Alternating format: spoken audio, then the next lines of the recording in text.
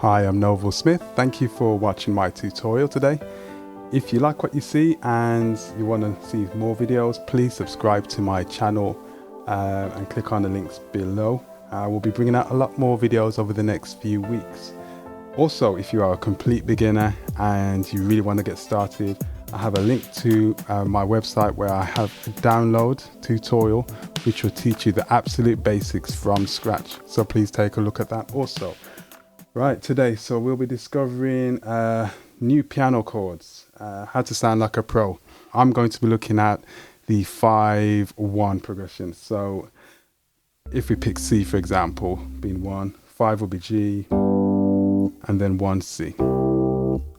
5, 1, simple as that.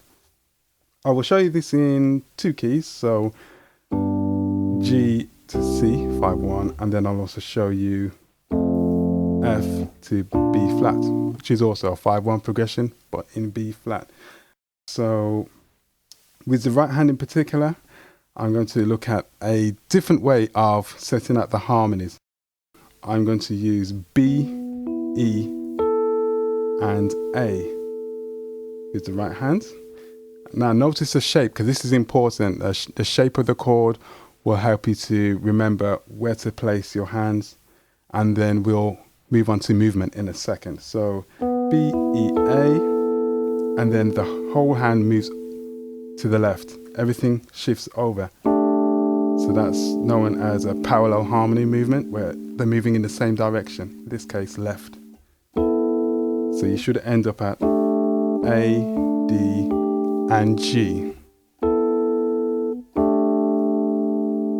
Okay, so level 1 is when we add just one note with the bass. So I'm adding G here for this first chord, and then C with the second. Well, let's use my thumb here for the G, and then little finger for the C. 5-1, that's level 1. Okay, level 2 is when we start to do something interesting with this middle harmony here, where I put in this little movement here to the E flat before I land on the second chord. So I'll do that again. Okay, it just adds a little bit of something to it. So it sounds a lot more complicated than it is when you put it all together, but let's try it with the bass added in. Right, so that's level 2. Let's move on to level 3. A lot of piano players use octaves, but I'm going to give it a different note slightly in there from the octave, so G and F. So that sounds like this together. Now for the next chord, we will play C major.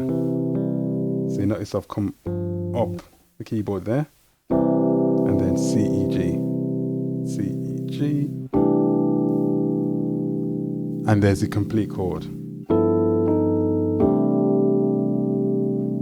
Now, to be honest, even if you get to level 3, this is pretty cool, considering where we started from, which was G to C. Okay, final level, which is level 4. This is where I put a little movement that you might have heard at the beginning. And what this is known as is a broken chord, where you break the chord up into individual notes. So starting from my thumb with the left hand, G, A, D, G. So it's just going all the way up. Then I go back to this middle finger, D and E. Again, this is quite complex, but honestly, once you have this pattern down, this principle, you can use it in other places. So I'll show you that in real time.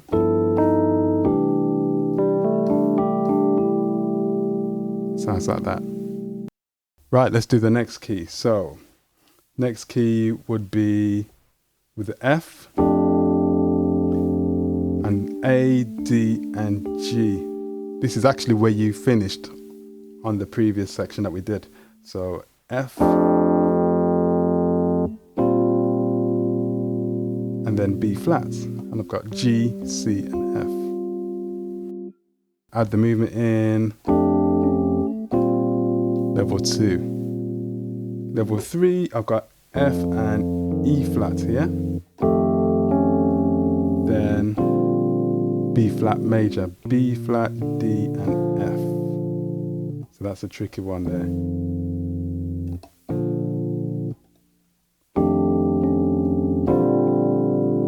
Okay, and then the final level 4 would be then broken chord, F, G, C, F, C, D. Okay, let me add some music to that and I'll do a few rounds of that cycle.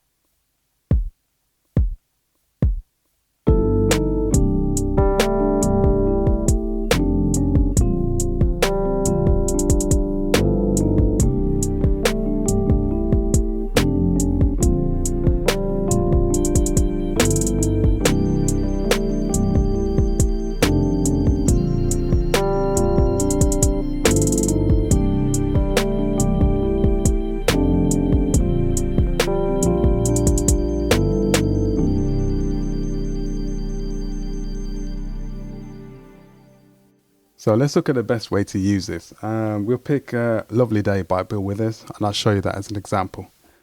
A lovely day, gonna be a lovely day, gonna be a lovely day, gonna be a lovely day,